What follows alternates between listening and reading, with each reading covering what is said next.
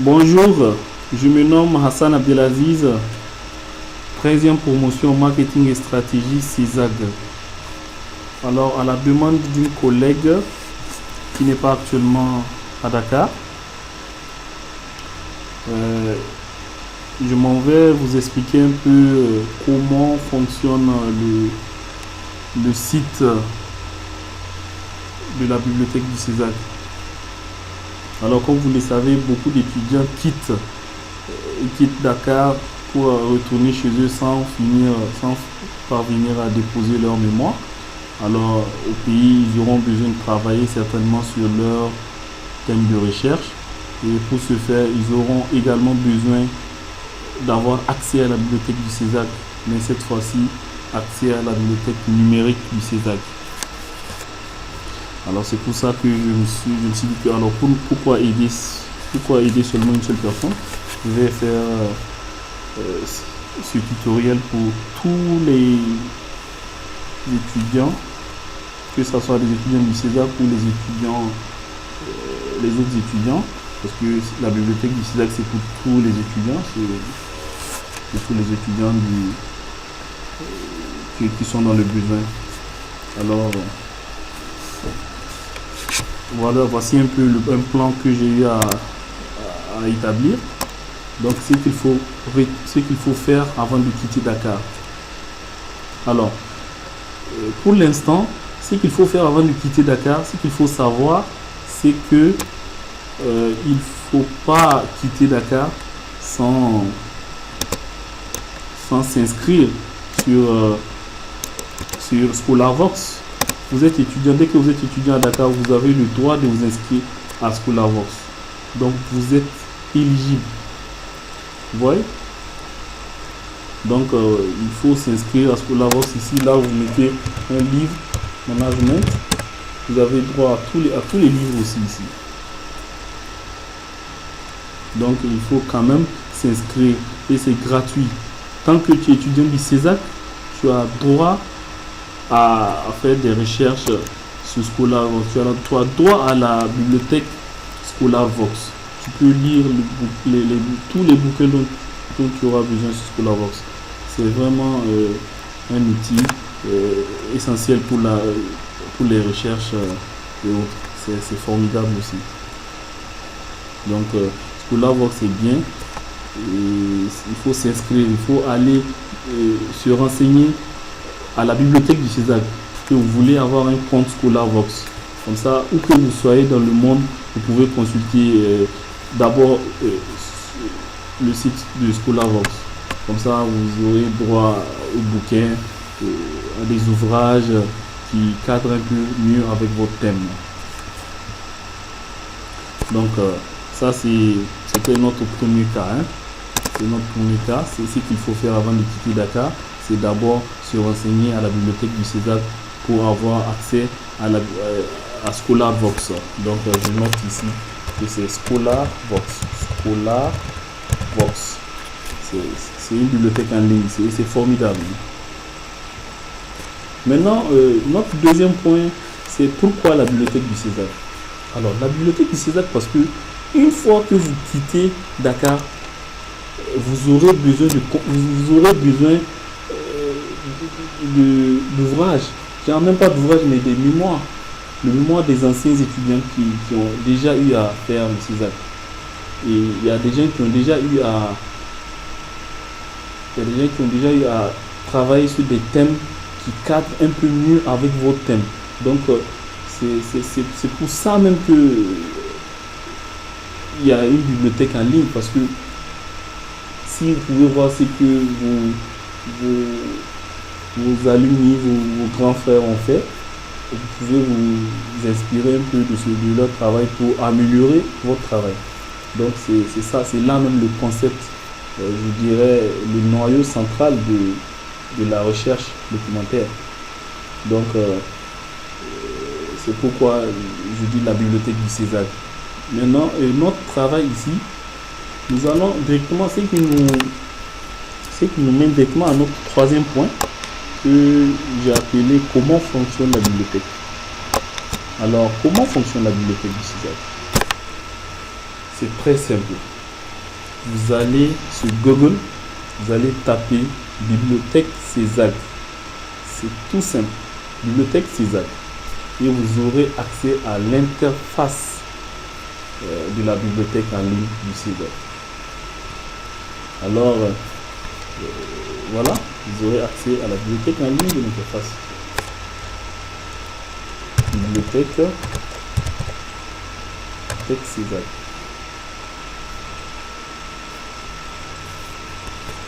Alors, comme vous le voyez, et là voici l'interface de la bibliothèque du CESAC. C'est simple. Donc maintenant, ce qui nous mène à notre sous-point qu'on a nommé consultation mémoire en ligne. Alors, mais messieurs, comment consulter un mémoire en ligne? C'est pas facile. C'est vrai que c'est simple, mais ici ça risque d'être un peu compliqué parce que si vous vous mettez à taper des termes comme analyse, quelque chose, ça va pas sortir. Ça va pas sortir comme ça. Il faut impérativement filtrer votre recherche. Il faut mettre des barrières. Vous voyez, des recherches par entonnoir pour pouvoir arriver, pour pouvoir venir un peu à votre sujet spécifique. Voilà. Donc, si vous mettez analyse de quelque chose comme ça, ça ne va pas venir. Vous aurez, en plus des mémoires, vous aurez des ouvrages, des livres, alors que vous cherchez un mémoire. Donc, je m'adresse maintenant à la personne qui m'a demandé comment avoir des mémoires qui cadrent un peu avec son thème. Voilà. Donc, toi, tu cherches un mémoire. Tu es dans ton pays, tu n'es plus à Dakar. Tu es, par exemple, tu es au Togo, tu es aux États-Unis, tu es en Europe. Tu veux avoir accès à des mémoires en ligne, voilà, et le CESAC met à votre disposition le CESAC a mis à votre disposition cet outil qui est parfait. Ils ont numérisé les mémoires des anciens étudiants. Alors, vous avez accès à tous les mémoires, à peu près tous les mémoires des anciens étudiants numériques. Donc, c'est des mémoires numériques. Vous aurez seulement la partie lecture, vous ne pouvez pas copier, vous pouvez seulement lire. Et vous pouvez enregistrer le mémoire sur votre bureau. Et faites attention à ne pas faire des plagiats ou ne pas copier intégralement les trucs, les éléments de notre mémoire, ça ne se fait pas. Donc voilà. Vous venez, vous faites tous les champs. Ça, maintenant, on est en train de chercher un mémoire. On est en train de chercher des mémoires qui cadrent avec mon thème, bien, qui cadrent avec un thème quelconque. Donc, on part dans tous les champs. Voilà. Et on revient ici encore. On met support. On met support parce qu'on est en train de chercher un mémoire. Donc, on met support. Là, on met mémoire de fin d'étude. On clique sur mémoire de fin d'étude. On revient. Là, on met, par exemple, je suis en train de chercher un mémoire qui traite un peu de la communication. Je dis, oui, la communication. Donc, je mets communication. La communication. Disons, je mets tout simplement communication. Et je mettrai astérix à la fin de communication parce que quand on met astérix, on appuie un peu la recherche. Voilà, on spécifie mieux la recherche. Voilà. Donc, je mets rechercher.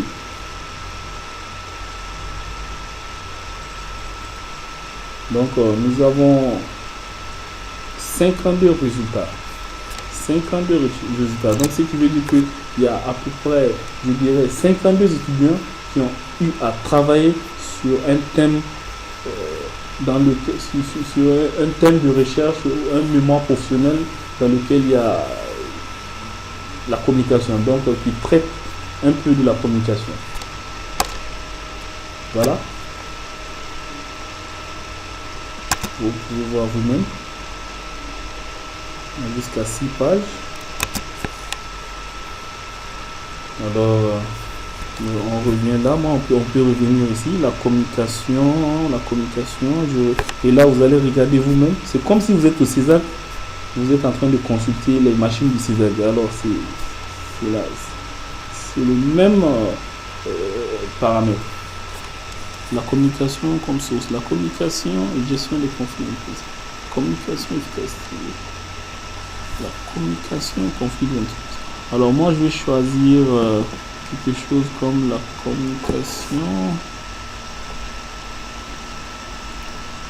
communication interne comme source de motivation. Moi je vais choisir ça. Alors voici la communication interne comme source de motivation. Et vous voyez la communication interne comme source de motivation. Et voici là, vous voyez l'auteur, vous voyez l'année de publication, la page. Et ici, comme vous voyez bien, regardez bien, ici vous avez le mémoire numérique, le document numérique. Voilà. Vous l'avez ici, il suffit juste de cliquer là.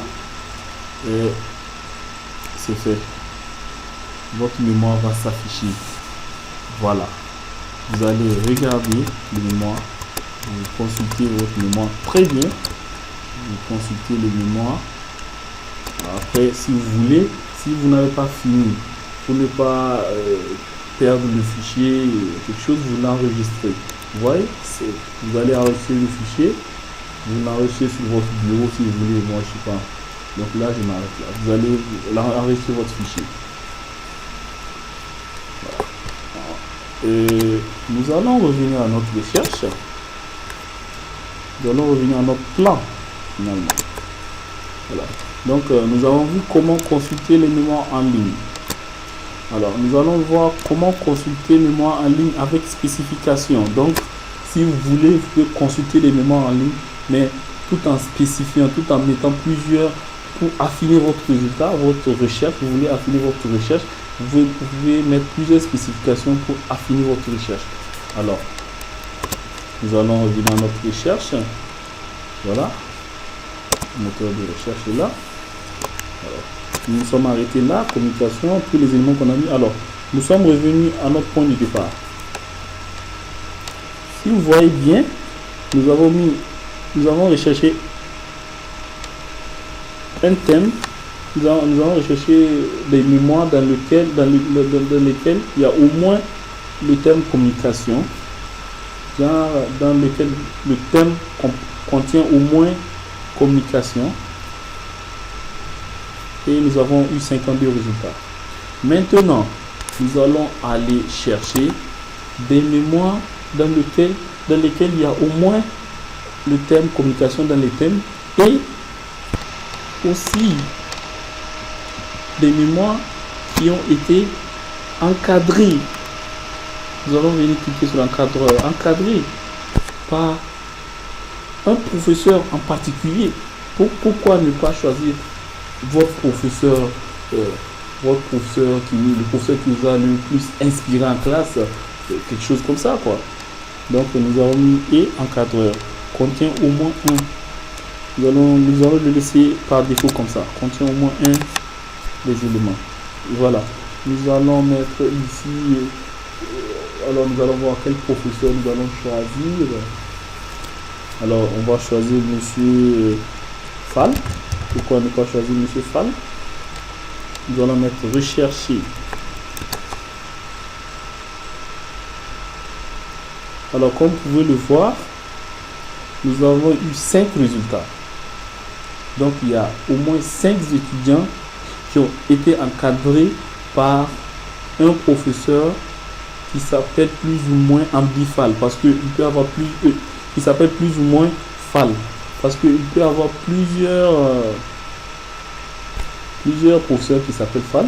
Donc je ne peux pas dire que c'est tous les professeurs qui sont, et je ne peux pas dire que c'est un seul professeur ici, ça peut être plusieurs professeurs. Nous allons d'ailleurs regarder tout à l'heure c'est combien de professeurs. Alors nous avons 5 mémoires qui ont été encadrées par des professeurs qui s'appellent Fall. Donc vous avez vu, vous avez pu affiner votre recherche avec ça de 52 ou bien de 50. Combien nous sommes arrivés à 5 parce que nous voulons un mémoire qui a été encadré par un professeur en particulier. Voilà. Voici les mémoires qui ont été encadrées par des professeurs. Et nous allons voir ici c'est quel professeur. Ici, vous voyez, c'est Fall Touba. Oui, monsieur Fall Touba. Ici, nous avons monsieur Mboulé Fall. Ce mémoire, nous avons monsieur Mboulé Fall encore. Dans ce mémoire, nous avons monsieur Mboulé Fall encore. Ce mémoire, c'est monsieur Amdi Fall. Voilà. Comme vous pouvez voir, c'est vraiment... Vous voyez, nous avons 3 professeurs. Parmi les 5, nous avons 3 professeurs différents du nom de Fall. Donc, vous pouvez faire plusieurs trucs avec ce logiciel. Je dirais que c'est une application, c'est très bien. Donc, nous allons revenir à nos spécifications. Nous allons ajouter quelque chose d'autre. Comme quoi, là, genre, maintenant, nous allons chercher le programme. Nous voulons un étudiant qui a fait peut-être, je sais pas, programme, un étudiant qui a fait marketing. Pourquoi ne pas choisir un étudiant qui a fait marketing, un PSG, master professionnel en sciences de gestion. Nous allons choisir un étudiant qui a fait un master professionnel en sciences de gestion, qui a écrit un mémoire ou qui a rédigé son mémoire sur la communication et qui a été encadré par un des professeurs du nom de Fall. Vous cherchez. Voilà, nous avons eu 3 résultats. C'est formidable. Je suis sûr que c'est les anciens, c'est les autres mémoires que j'ai eu là. Il a retiré 2 professeurs. Donc ça veut dire qu'il y a 2, parmi les 5 passés, il y a eu au moins 2 qui n'ont pas fait marketing et qui n'ont pas fait le programme MPSG. Donc vous voyez, tous ces étudiants, ces 3 étudiants sont dans des programmes de marketing et stratégie. Vous voyez, MPSG 2013, MPSG 2014, MPSG 2013. Donc, voici un peu comment fonctionne la bibliothèque du CESAG. Voilà, je suis content de vous entretenir un peu sur ce sujet parce que beaucoup ne le savent pas, mais nous avon tout pour travailler à la maison. C'est même pas pour les étudiants qui sont hors de Dakar, même ceux qui sont à Dakar, si vous voulez, vous n'êtes pas obligé de venir tout le temps au CESAG pour des consultations. Vous pouvez rester chez vous avec la connexion internet de Dakar qui n'est pas dont la tarification n'est pas exorbitante. Vous pouvez vous connecter chez vous et avoir accès à votre bibliothèque en ligne. Donc de nos jours, nous sommes dans un concept de minimisation de coûts. Il faut tenir compte de tout ça. Donc enfin, pour conclure, j'aimerais vous entretenir sur le dernier point. Tenir compte des règles de non-plagiat. Voilà. Enfin, je me permets de vous êtes des frères, vous êtes peut-être des grands frères, vous êtes des collègues, des camarades. Donc, j'ai réalisé ce tutoriel, c'est pour que vous sachiez que voilà quoi, il faut tenir compte aussi des règles de non-plagiat. Parce que là si vous copiez des mémoires des autres étudiants, alors je vous appelle à l'ordre. Parce que ça se fait pas comme ça et si vous tombez, je suis pas dedans. Donc je vous remercie beaucoup pour m'avoir suivi jusque là. J'espère que ce tutoriel vous a aidé dans vos tâches. Et alors, je vous remercie beaucoup. Ici, Hassan Abdelaziz, CESAG, MPSG2, marketing et stratégie. 13e promo. 13e promo. Merci beaucoup pour votre attention, mesdames et messieurs. Je suis content. Et si vous voulez si vous voulez me contacter, je suis disponible sur mon mail du CESAC, que je vais d'ailleurs vous écrire là.